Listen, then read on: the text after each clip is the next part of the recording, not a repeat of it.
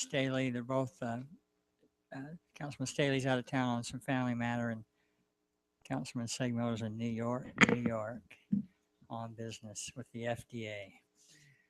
So we'll let him. We're going to ask Councilman Turek if he will lead us in the Pledge of Allegiance, and I've asked Marcus Kemp. You can tell to what did I say? Oh, okay. You can give the prayer, and then Marcus, you can lead us in the Pledge of Allegiance. Okay. Thank you.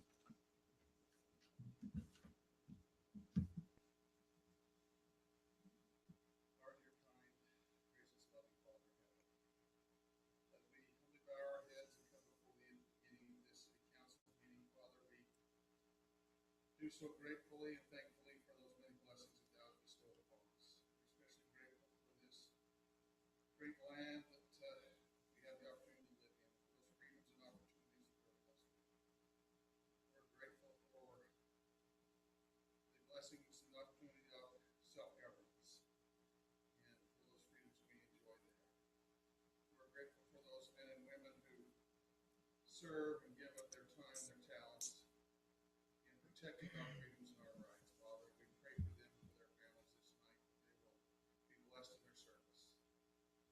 We are grateful for the opportunities that we have of being friends and neighbors with this great community in which we reside. For the quality of life, Father, that we're blessed with here, for the many good neighbors and the opportunities to serve one another. We ask for thy continued blessings upon our community. We now seek thy guidance and direction as we discuss and take care of those matters of business concerning the city, that we will be guided and directed in those decisions that we make, that would make those decisions to be most beneficial to those residents in our city. We again give gratitude and thanks for all that thou does for us, and we seek these blessings this time in the name of thy Son, Jesus Christ. Amen. Thank you.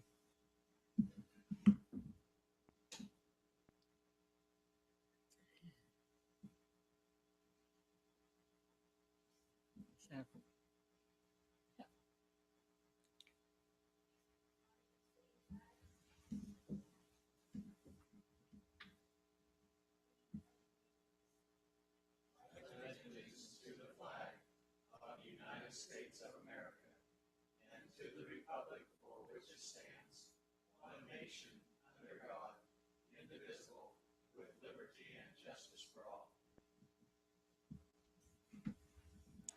Thank you, Marcus. Appreciate you doing that. Thank you, Councilman Turek. Before we go on to item one, the approval of the agenda, I'd like to recommend that in item 8, resolutions, I think I'd like to ask the council if we could table that resolution. It's about House Bill 362, and so that we could have the full council to discuss that item and move forward on it. Any questions on that? Or? I think that's a good idea. I think it's a good idea. All right, then if you're all open to that, then I will seek a motion to approve the agenda. I'll make a motion. We approve the agenda with deleting item 8 at this point, resolutions from the agenda. I'll second the motion. Thank you. I have a motion and a second. Nice and I. Truman, aye. Turek, aye. Thank you, gentlemen. We'll move on to item 3, declaration of abstentions and conflicts. Anything to discuss? Okay. Then we'll move on to our consent agenda to approve the minutes from the city council meeting of 6/10/15, and a consideration to give an alcohol license to local scent to Perks Espresso and Smoothies located at 520 West Telegraph Street in Washington, Utah. If there's no discussion, Mayor, I'll make the motion that we approve the consent agenda, which consists of the minutes of 6/10/15 city council meeting and a local consent for Perks Espresso and Smoothies located for an alcohol license located at 520 West Telegraph number 2. I'll second it. Okay, thank you. Motion and a second. Nice and I. Truman, aye. Turek, aye. Okay, those are approved. Item 5, road closure. Consideration to approve a request to close a portion of Prickly Pear Drive from Cerritos Drive to Yucca Lane, August 1st 2015 for a neighborhood block party. Applicant N Hall.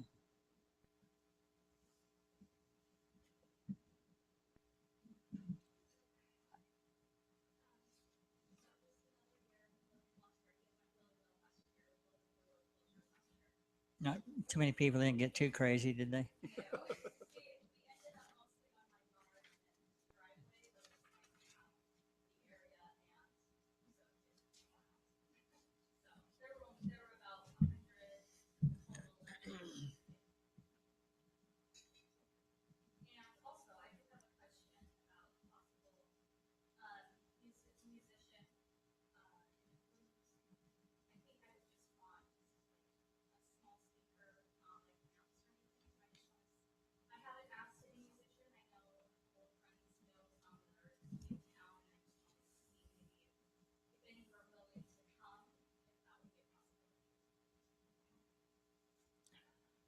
Led Zeppelin? It's not Led Zeppelin?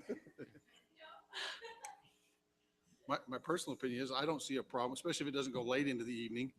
And of course, if you keep the noise down, so most of your neighbors are going to be there and be a part of it. So those people that normally that may be interrupted by that seems to be that they'd be part of that. And so I wouldn't see a problem with it as long as, like you said, you kind of just remember that we're neighbors and we have to be considerate of each other. And once, you hit a little later into the evening, it either quiets down or stops.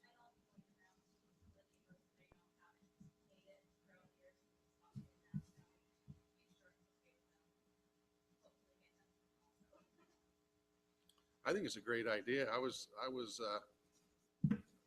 glad to see that it turned out as well as it did last year with no complaints from anyone. I didn't hear of anything. So I think it's a great idea to our neighborhoods get together and associate with each other and get to know each other. That's super. So thank you for putting that together up there. Any other questions or anything, comments? Okay. I'll entertain a motion to approve. I'll make a motion that we approve the request to close a portion of Prickly Pear Drive from Cerritos Drive to Yucca Lane on August 1st, 2015 for what sounds like to be a great neighborhood block party. Have a motion? I'll second it. Okay, motion and a second. Turek, aye. Truman, I. Nice night. Okay, that's approved. Thank you. Item 6, preliminary plat. Consideration to approve a preliminary plat for the Chateau Meadows located approximately 2700 South, 300 East. Applicant Ray Cox.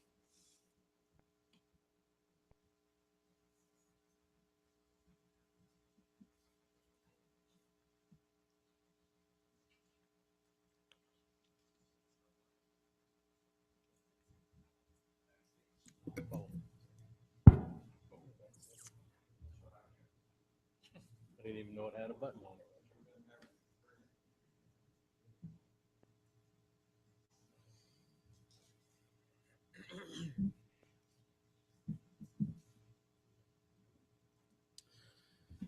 Thank you, Mayor. As requested, this is an application for a preliminary plat for the Chateau Meadows subdivision. The applicant is wishing to develop 8 lots and the area coverage is 9.8 acres.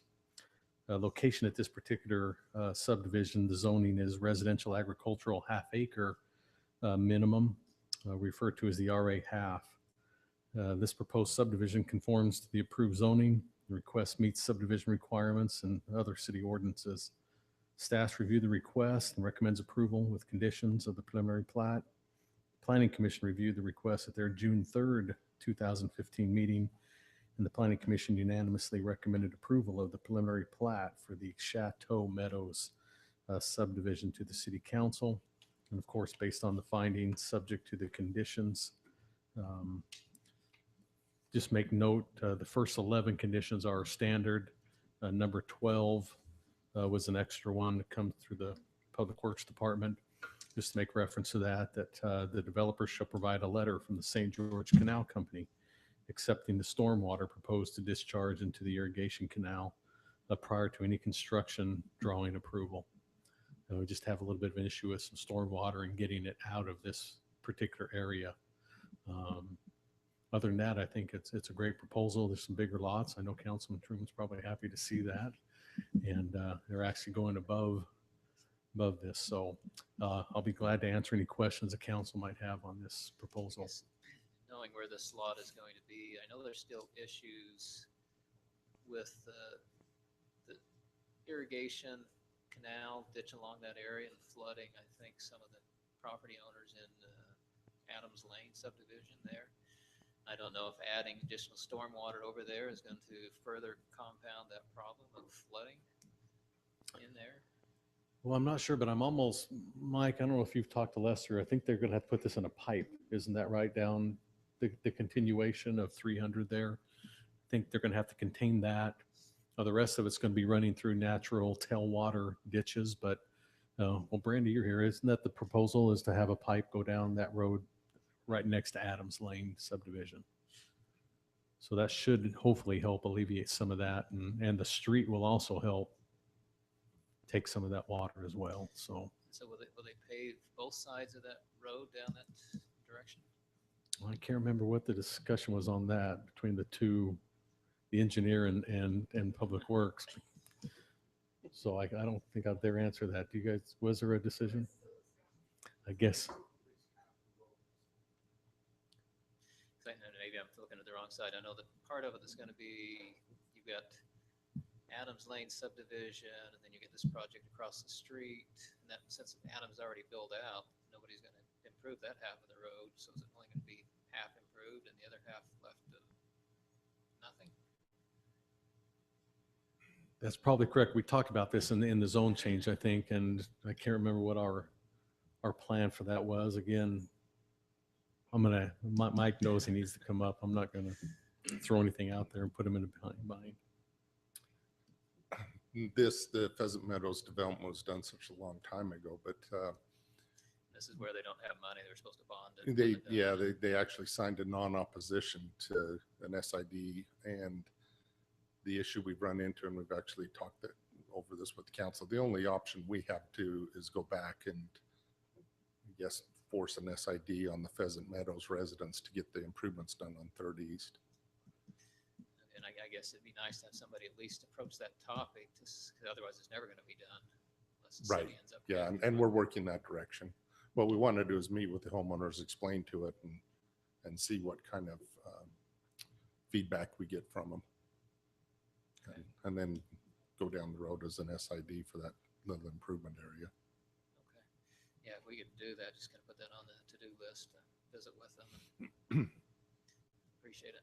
Yep. And I do remember that discussion. So thanks, Mike.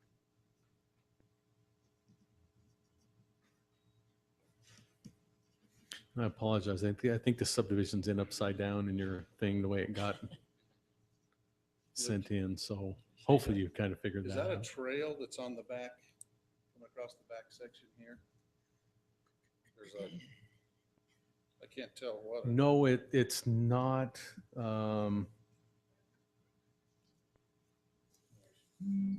It's a 20-foot irrigation easement. Oh, okay. Sorry, again, it's upside down, but I've rotated mine. If you just be real careful with your iPad, you can turn it without it. You might have to lay it flat if you've got them up. Well, that was my concerns. If it was a trail, where was it connectivity to anything? No, So- it's an existing that needs Okay. to stay, and it will, they're just putting that on there as a note to make sure, and it'll show up on the final plat as well. That's really how they're going to move a lot of the water, hopefully that direction. So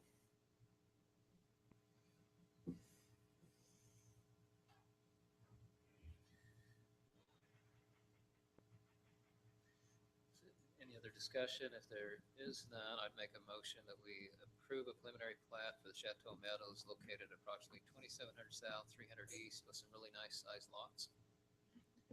I'll second that. Nice night. Truman, I. Turek, aye. Thank you. That's approved. Move on to item 7, public hearings and related ordinances. Item A, public hearing for consideration of adopting a resolution to open and amend the Washington City 2014-2015 fiscal year budget. Kimberly Roosh.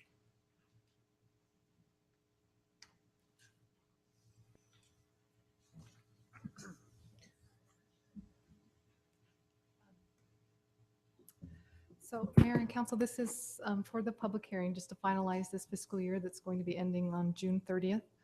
the major changes that we needed to make for this budget opening were related to the proposed transfer, the issuance of the loan from the sewer fund in terms of accounting for that, being able to account for the moving of the community center and the golf course into the general fund. And so with that, those resolutions that were passed at the last meeting, we're basically closing out the funds that were reported separately for those, and the budgets move over into the general fund. And so there's a big consolidation with that, and then a reduction related to actuals, anticipated expenses for capital projects.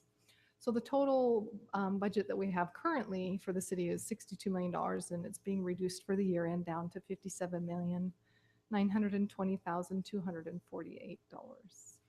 So at this time, we'll just open it up, I guess, for a public hearing if people have questions. Okay, this is a public hearing. We welcome any comment, questions, or concerns about our budget, what we're proposing. If you want to come on up. 3, 2, 1. I guess if there's not any comment, Seeing none, Mayor, I'll make a motion that we close the public hearing. have a motion. Do I have a second? I'll second it. Okay, thank you. Nice night. Truman, I. Turek, aye. Thank you. That public hearing is closed. We'll move on to item B, consideration to approve a resolution amending the revenues and expenditures of the Washington City 2014-2015 fiscal year budget.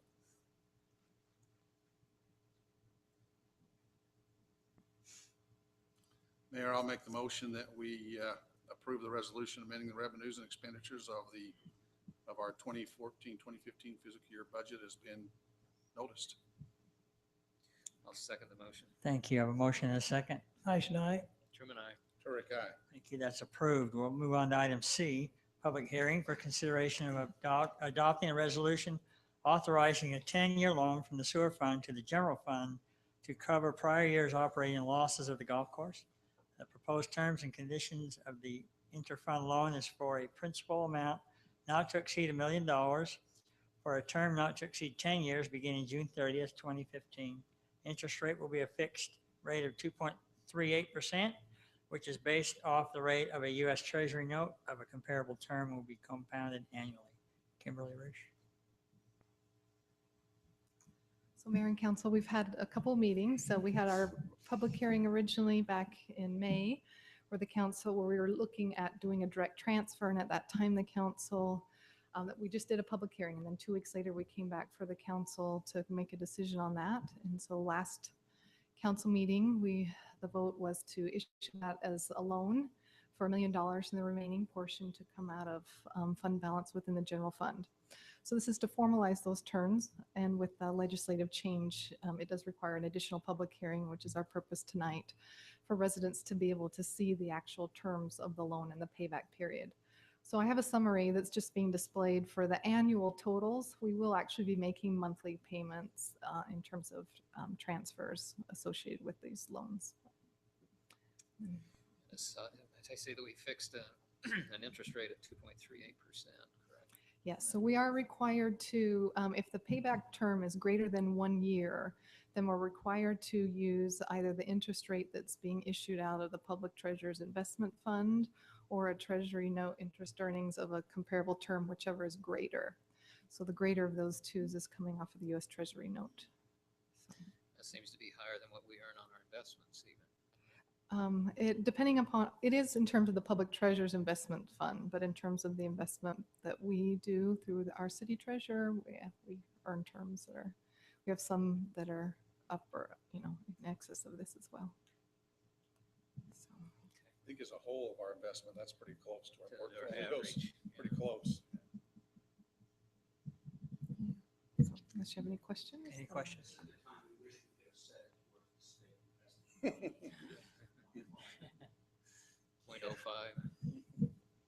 Again, it's a public hearing. Any of you that would have a question or a comment or a suggestion, we're welcome to maybe come on up. If not, we'll, No comments. I'll make a motion to close the public hearing. I'll second that. have a motion and a second to close the public hearing. Nice night. Truman, I. Turek, aye. Thank you, gentlemen. Consideration to approve item D, consideration to approve the resolution authorizing a 10-year loan from the sewer fund to the general fund. I'll entertain a motion. I'll make a motion that we approve a resolution authorizing a 10-year loan from the sewer fund to the general fund pursuant to the terms outlined just moments ago. 10-year payback, not to exceed an interest rate of 2.38%. Not to exceed a 10-year payback. Thank you. Motion to, I'll second that. thank you. I have a motion and a second. Turk, aye. Truman, I. Nice night. Thank you, gentlemen. Move on to another public hearing for consideration of adopting an ordinance approving zone change request Z-15-07 to add an overlay zone of residential rentals, short-term to existing multiple family residential R3 zoning designation located approximately 3800 South Washington Fields Road. Applicant Dan Hoops. Thank you, Mayor. As stated, this is actually our first official zone change request for this type of a use through the overlay zone process for residential rentals short term. That just means that the underlying zoning remains, and then the privileges of an overlay zone are draped over the top, so to speak, is the best way to explain that. Now, the area requested is 12.08 acres in size, located approximately, as stated, around 3800 South Washington Fields Road. This is kind of in the middle of the Andrus property that we know down in this area. The proposed change is for possible future development of a project that could or would allow for the short-term rental, or as we refer to it many times, vacation rental subdivision. Recently, the Planning Commission City Council approved the two ordinances, one being a CUP for single individuals and then the overlay for a full development. Staff has reviewed the proposed overlay zone request, finding that it meets the minimum criteria in size and would be a good fit for the area. The property is designated in general plan as medium high density, which is intended to act, as it says in our general plan, as a transition area between commercial mixed use and medium density residential developments. Just for your information, on the west border there is the Steeplechase development. Hasn't worked its way over this far yet. They barely got their phase one in, and a few homes are being built at Steeplechase development right next to Treasure Valley.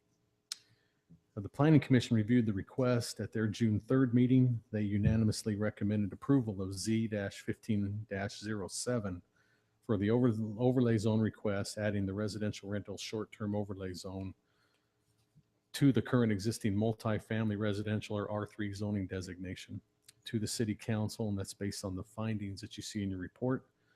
I'd be glad to answer any questions the council has on this proposal. Do we have many more of these online right now that you're aware of? Well, we're in the middle of another, but it's a PCD amendment back in the Sienna Hills. Jack Fisher Homes picked up the villas, which is just south of that church, the LDS church on Washington Parkway. They were at the Planning Commission a week ago, so you'll see another one, but that'll be in the form of a PCD amendment like we did with the townhomes for Ivory Homes. So this is really the only one we've had so far. I don't have another application for entire development. I have had a few people call me looking at the particulars of it. So there might be in the future, but you will in 2 weeks have another. It's almost like this kind of a change. So That's somewhat unusual. We do something that people have an interest in. Yeah. that's right. Well, this is, as you're fully aware, this is the hot thing right now in southern Utah.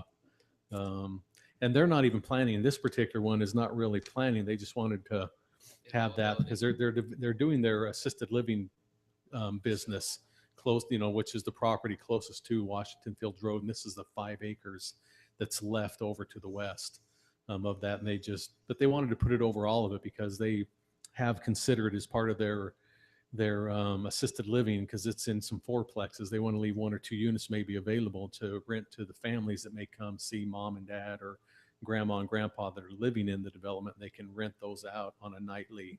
So that's why we put it over the whole development. Doesn't hurt to have it on that. So that's kind of the reasoning behind this. Again, they haven't got a particular project, but I think it'll just make the land more valuable if they want to sell it to someone in the future. So. Thanks, Drew. Mhm. Any other questions from the council? It's a public hearing. Come on up.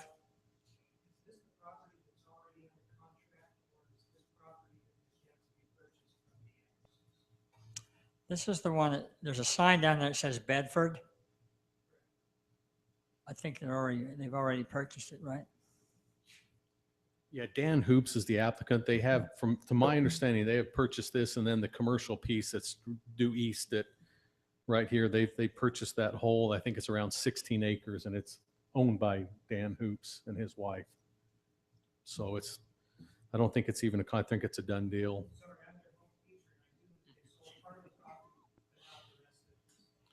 This is all they've sold to my recollection. You just wanted an That's update, it. right? You just wanted an FYI, right?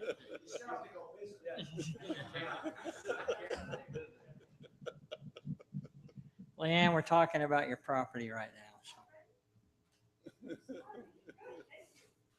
Come on up. It's a public hearing. I apologize if I ask questions that's already been answered. I haven't studied it very well. Please state Medium- your name. Oh, I'm sorry, Charlotte Ride at Treasure Valley. That's where I live. WRIDE. Medium high density, is that for townhouses, apartments, condominiums? What would that be for? And when you say short-term rentals, is that like nightly, weekly, monthly? And, Short-term, basically, according to our ordinances, anything under 30 days. okay, So it could be nightly, probably, and most of them are kind of a weekend, nightly.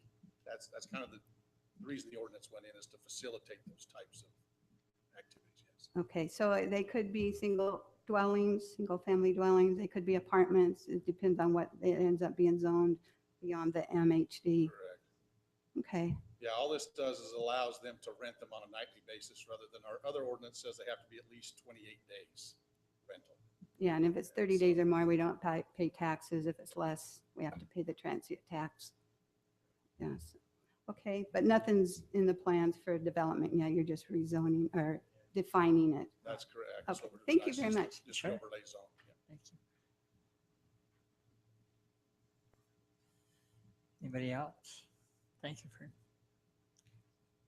Not, I'll entertain a motion to close the public hearing. I'll make a motion to close the public hearing. Thank Nice and I'll second you. that. Thank you. And I'll say aye. Turek. Truman, I. Nice night. Thank you, gentlemen.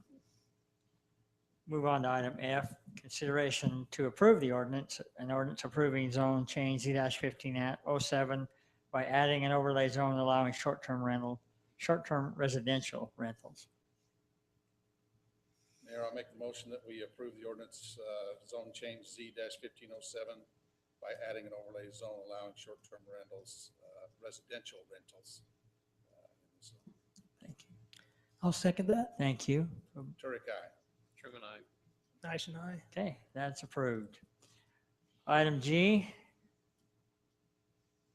public hearing for consideration of amending the Washington City Code by amending portions of Title IX zoning regulations to allow mobile food vendors in the commercial and industrial zones, sections 9-1-6, 9-2, 9-9-2A, 9-10A-2, A 9-10B-2-2, 910C-2, A09-10D-2, A0911-2. We got enough dashes and dots and I's or what? Tara, just copy it off of the. All That's right, okay, Drew. mate. We're fine. I'm actually surprised the building's not full with this application on the docket tonight, and at least that all the staff in Washington City I thought would be here for this marvelous event. And I am being a bit sarcastic there, and I apologize, but this has been a while in the making. A lot of people have waited for this night. Are we gonna have a mobile food vendor in the We, parking we, lot? we might need a moment aside just because this is groundbreaking. I'm glad the paper's here tonight and we're on TV. Sorry, it's been a while getting this to where we are tonight. So I had to make a little light of it. I've been beat up enough in the last 6 months. So anyway, we are here to propose, as the city, of course, is the applicant on this, to amend our zoning ordinance to allow for mobile food vendors within Washington City. Prior to this, we didn't have any provision to allow such a thing on mobile wheels, so to speak, to just pop up like these do in a parking lot at a particular location, coming to our, even movie in the night, movie in the park, specials, things such as that. So we're here tonight for that proposal, and bringing it in this form to the city council. We want to amend, of course, the zoning regulations, and by definition, I wrote a full-blown ordinance and had it already, and then my mind caught hold and says, let's just keep this as simple as we can. And we've done this in other parts of our zoning ordinance we added a definition and put the restrictions within that definition, which made it so much simpler. And so we're, of course, adding this definition in Chapter 1, Section 6, entitled Definitions, and it goes as mobile food vendor. And if I may, I'll just read through. Letter A is any business that serves food or beverages from a self-contained unit, either motorized or in a trailer on wheels, and conducts all or part of its operations on premises other than its own and is readily movable without disassembling for transport to another location. The term mobile food vendor does not include vending carts or mobile ice cream vendors. Those are something that we're just so accustomed to in our life of having, especially the ice cream truck come through the residential neighborhoods, and this is not to be tagged together to hinder either one of those different uses. Letter B is part of the definition. No person shall operate a mobile food vendor business without first obtaining a business license and a site plan approval from the city. Mobile food vendor vehicles, operations and vehicles, this is where we just had a few minor changes the last couple of days. Operations, still trying to catch up. I still have the wrong one. I apologize.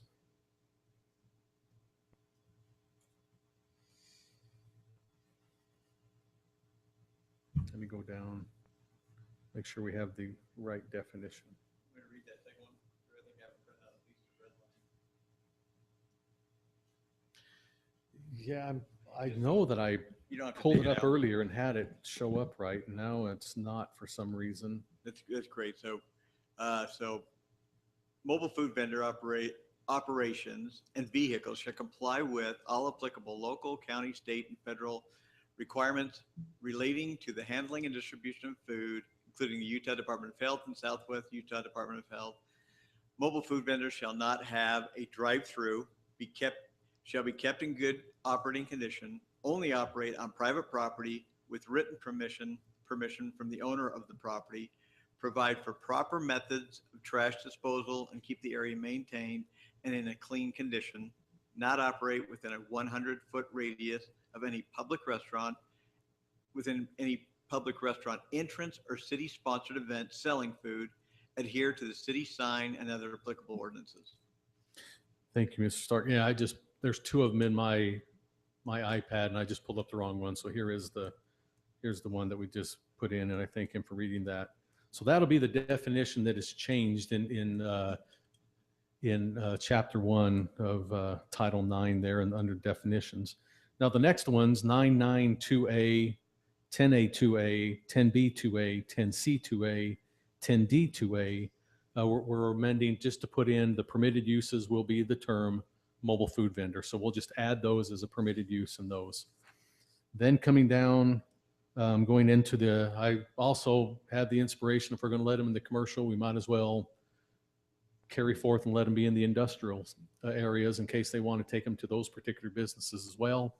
So with that is actually goes to the Chapter 11, which is industrial, and that will fall under Chapter 2, letter D, which is titled List of Uses, and that's where our matrix is. And so that's why you see in the ordinance that we brought out the box and added mobile food vendor, and in an I-1 and an I-2 and a BP, they're all permitted. So I think that pretty much covers what we're trying to do tonight with the ordinance. The Planning Commission reviewed it at their June 3rd meeting. They unanimously recommended approval of the change. I won't read them all again. I think to the city council. And I'll be glad to answer any questions that the council might have. I will let you know, I think we talked about it in your work session. We're going to make a separate application just for these in the business license. That'll state these particular items as part of this B. Here's the things that they're going to check and say, yes, I understand that. I understand that. And all those items that are in that letter B on the definitions, they will actually physically check a box saying they understand that as part of their business license application. We determine what, if anything, is going to cost for them to fill out the application, have it approved. It'll be a standard business license application like any other business would. So I'm not sure it's based on some different items, but I think it's the $50 a year. But the biggest thing that we'll have to have is for them is under that business license application, wherever they're going to show up, they need to put it in. Here's the owner's signature. Here's the owner. And if they change it, they'll need to come in and give us a new slip that says that. So in case we have an issue that someone shows up without the owner's permission, we can, you just violated your business license and you're being, kind of a rogue food vendor. And so we may have to pull your business license. So. Now these can be on city property then, like the parks? They will. And well, only by, I'm glad Denise said it. It'll only be by invitation of a special event. Okay. They won't be able just to come randomly on our city property. No. And we're not going to let somebody, just if somebody comes and says, hey, I want to show up at this park as part of my route, we're not going to offer that for people. But if it's a special event sponsored by the city, Cotton Days, movie in the park, if it's as long as it's a sanctioned event by us, we'll let them come as long as they have their business license. I hope that answers that question. I didn't mislead that. Thanks, Denise. How do we collect the sales tax on that? Now that we've licensed them, we know they're going to be at a certain place. Is that going to help us in any way? To get the Well, sales part of their tax? business application, they have to give us their license. And we kind of talk, go ahead. Yeah, what they'll have to do, from our understanding, is they've probably got a primary license, but they'll have to list Washington City as an outlet on that license. And then what we'll do is as they, once the license is issued, we'll usually wait a quarter because they usually file quarterly. And then we'll just verify. We don't anticipate there'll be a large number of applicants on these, maybe a half a dozen. And so it'll be easy for us to follow through. And I know they're fine doing that too. And they keep reminding us if we would allow them, we'd be collecting something as well. But yes, we will verify that they're properly.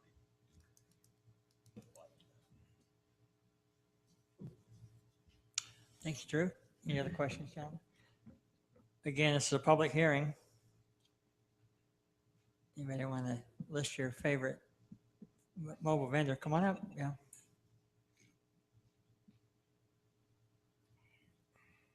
It just entered my mind. I'm Charlotte Ride from Treasure Valley. I see these lunch wagons come at construction sites. How would this affect them? I'm just curious. Does that make sense, my question? Yeah. The way I read the notes, it said it's not going to affect those kind of vendors. It's not meant to apply to them, construction sites. Yeah.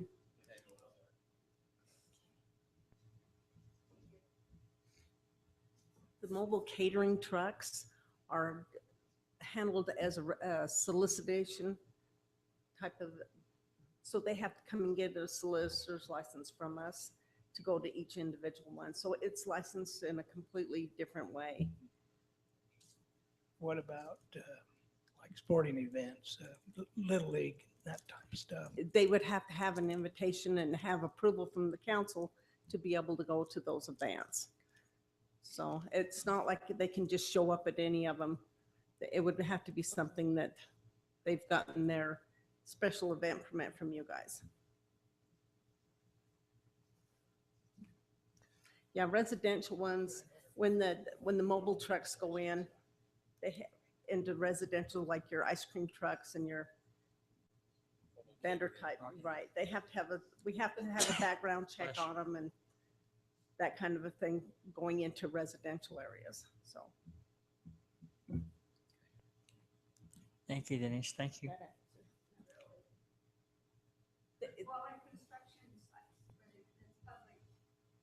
They have to have a special license. It's called the solicitor's license for them to be able to go into residential areas. So it's handled completely different. Well, yeah.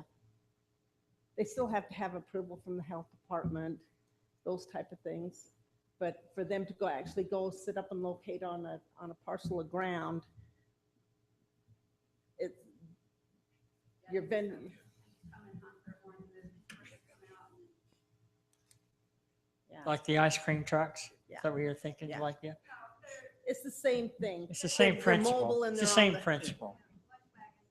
Yeah, Right. They have to get a solicitation permit. and if you could get me the name, because I don't really have any of those licensed right now, so I would appreciate a name if you could get me one. Yeah, I can see it. It would appear that they come under the same definition. It's a mobile thing. They're selling food, but this is, they're not going to a specific location at a designated time and inviting people to come. They're just going job site to job site, more soliciting sales and setting up, saying, I'm going to be in this parking lot from 4 to 8, come and buy some of our food. So it's a little different, but it's a lot the same as well. Well, usually they go into the private developments. The developer owns the construction site. They go on the construction site, sell their food.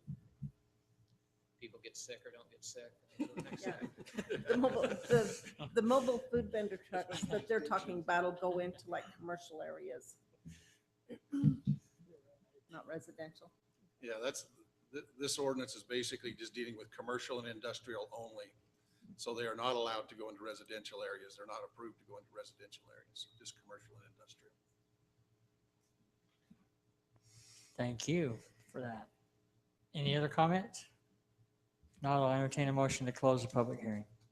So made, Mayor. Thank you. We'll move on to, I need a second on that. I'll second it. Turek, aye. Truman, I. Nice and I. Thank you, gentlemen. That is approved and be closed. And we'll move on to item H, consideration to approve an ordinance amending the Washington City Code Title IX zoning regulations to allow mobile food vendors in certain areas within the commercial and industrial zones. Mayor, I'll make the motion that we approve the ordinance amending the Washington City Code Title IX zoning regulations to allow mobile food vendors in certain areas within the commercial and industrial zones that have been listed. Thank you. Have a motion. Do I have a second? I'll second it. Thank you. Nice and I. Truman, I. Turek, aye. Okay, that's approved.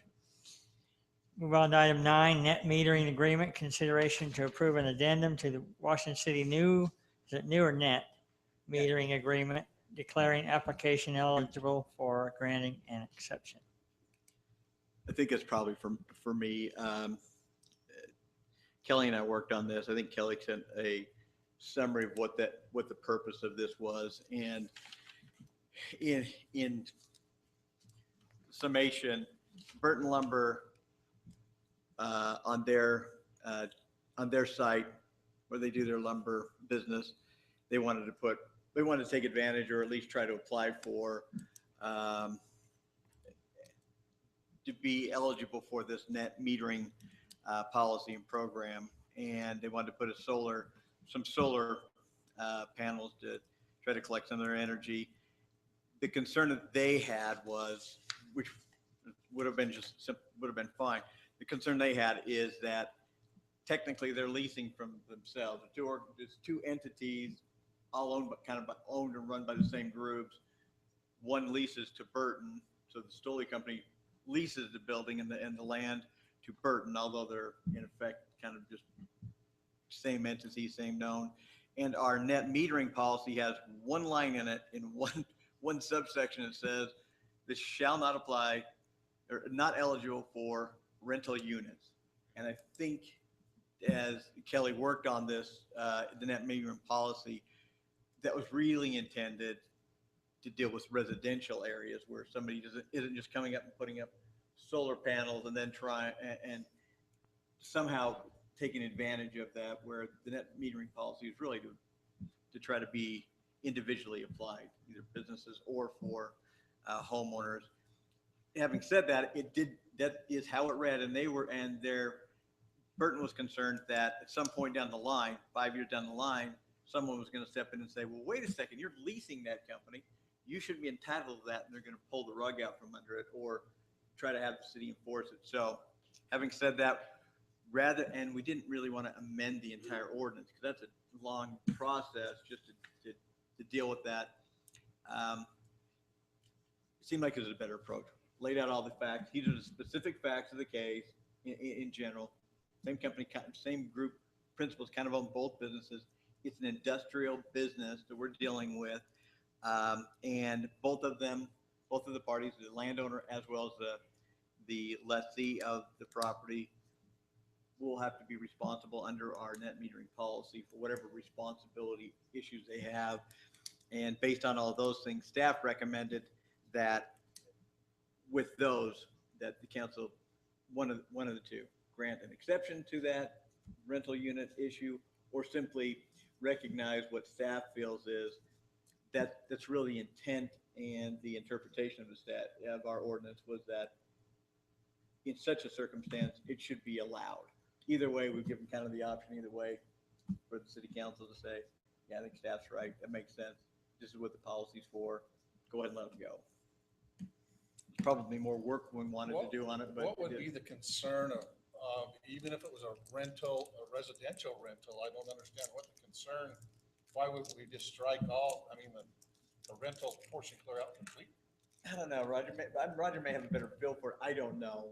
Well, I think just the whole, I'm sure the intent, and I don't know if this is exactly what was the direction by Kelly when he wrote that, but I think some of this actually came from some model ordinance stuff out there. It's just the whole landlord lessee issue. Sure. You just avoid that whole issue altogether. And again, not anticipating these commercial uses, but we think we can handle these through exceptions. This is because we are actually very supportive of this. But I'm sure that was the reason. It's just because of that relationship between the landlord and tenant issue. Yeah, and on that relationship, it almost seemed like the tenant doesn't have authority. This would be a fixture to the home. Correct. They don't have authority to put a fixture on the home without the landlord's consent. So you avoid all those issues. Landlord coming in saying it's That's a good coming point back too. out. You know, it's interesting. The actual homeowner, the actual owner of the land is the one making the application, owns that entitlement. Which many of you'll remember some time ago, landlords forbade satellite dishes. And it required actually some court action and case law that said, no, and who knows, maybe this will go that direction as well as renewable energy becomes part of that issue. But I stated probably better, that's, I think, the main reason is right there. I actually think lobbyists were the ones who drove that, but yeah. So I think that's why Kelly had initially put it in there. I think it was a good purpose for it. I don't think this was it, that we wouldn't have especially one of our good businesses, established businesses nobody would even know that relationship existed, given the fact that they have the same principles. And they kind of offered that on their own. They were concerned about it. So we thought this was the easiest way to deal with it. And if it comes up again, now we have this kind of a standard for it and it can't be challenged later, or, inquisitive attorneys won't be staying up late at night worrying that this will happen at some point.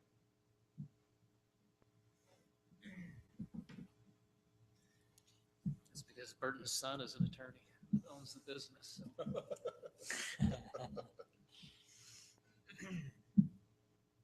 I don't have any problems with it. I think it's a good idea to work with them, cooperate with them. Do you want to make a motion on that, Ken? And so if we approve the agreement, then just authorize the mayor to go ahead and sign it on behalf of the city. That's great. I'll make a motion. We approve an addendum to Washington City net metering agreement, declaring application eligible for granting an exception. I'll second it. I have a motion and a second. Nice night. Truman, I. Turek, aye.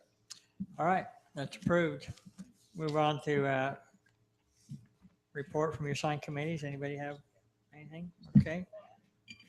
City manager report. Okay, now. I thought. I just want to touch on a couple of projects that the council might have an interest in, and one of them I'm going to pull up, give you some.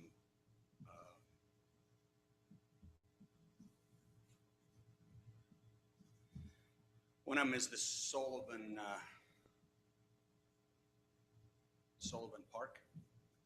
Just to give you a few shots of the Sullivan Park, the soccer fields. This is the big wall there on that north side of the park that they're getting ready to build there. Let's see, I've got to go the right direction here. This is the foundation for the restrooms. I think the other stuff we've got here is mostly irrigation. As you know, most of the major grading was done some time back as part of our floodplain application. They've gone in and done some additional grading, but not in any way that impacted our permit and what we've done before. So I just wanted to, we're on schedule with the park. It doesn't look like as you drive past because it's so far back. It's hard to see if anything is really going on there, but they're on schedule, and so that's coming along really well. And maybe when it cools down a little bit, I'll wander out there and take a look at it. With regard to Public Works, 3650, that's been one of our highlighted major roads out there in the fields, particularly as we connect people to the airport and to the Southern Parkway.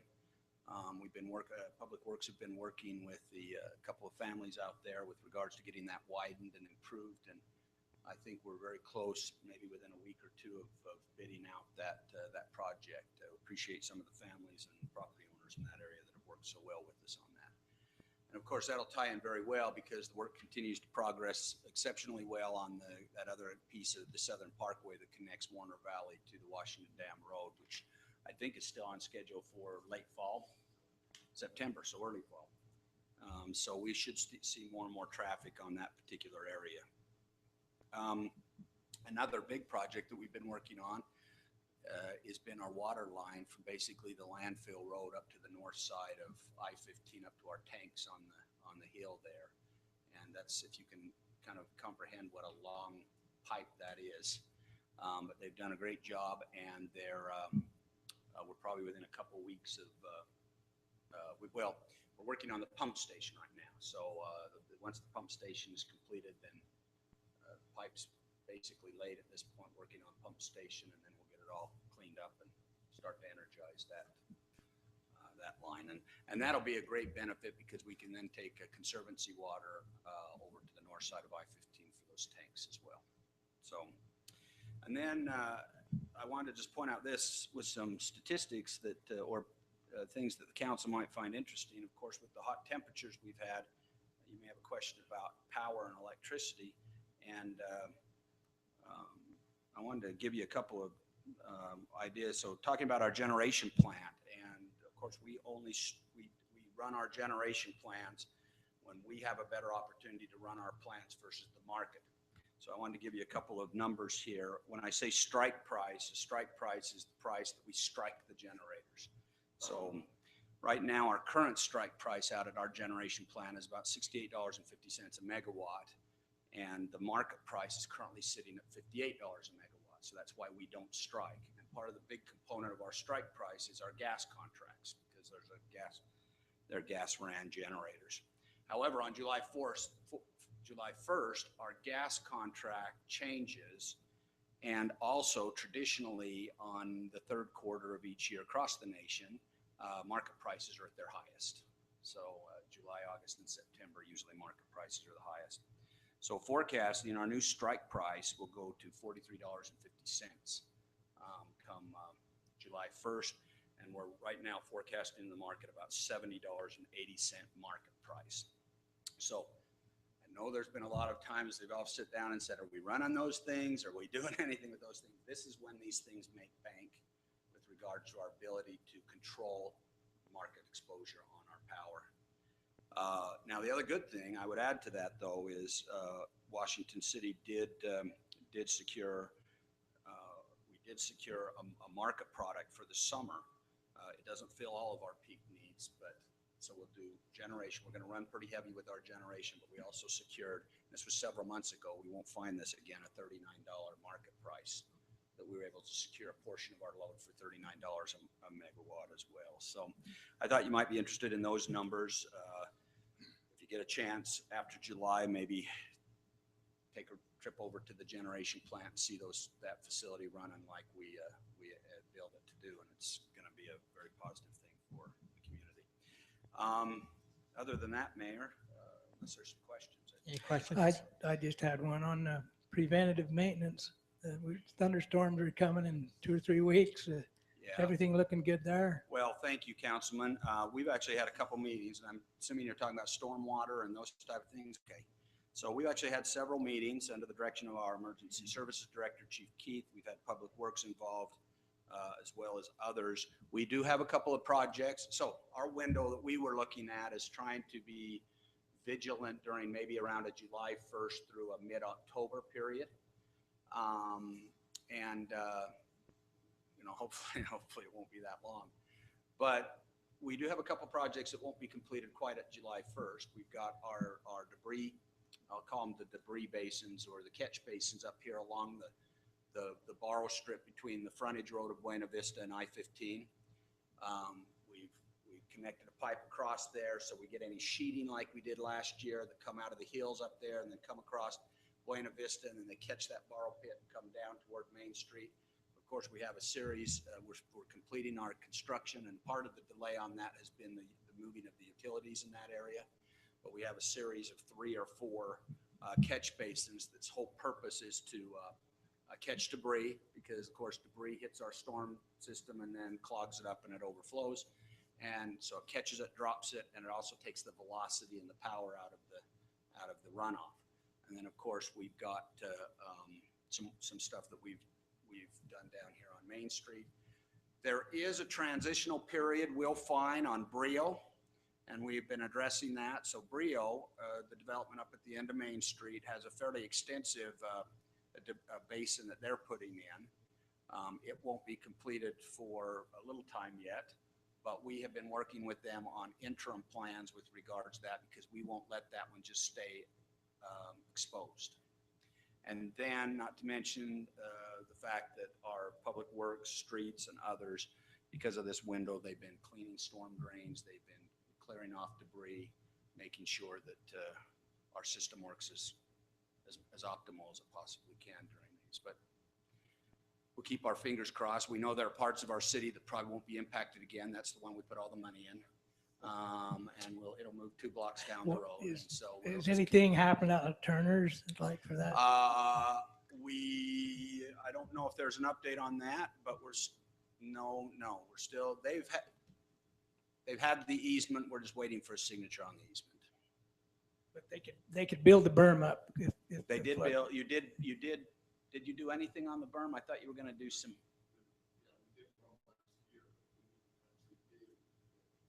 Okay. So we're waiting for the easement, which we've been assured that they will sign, but we've yet to see it.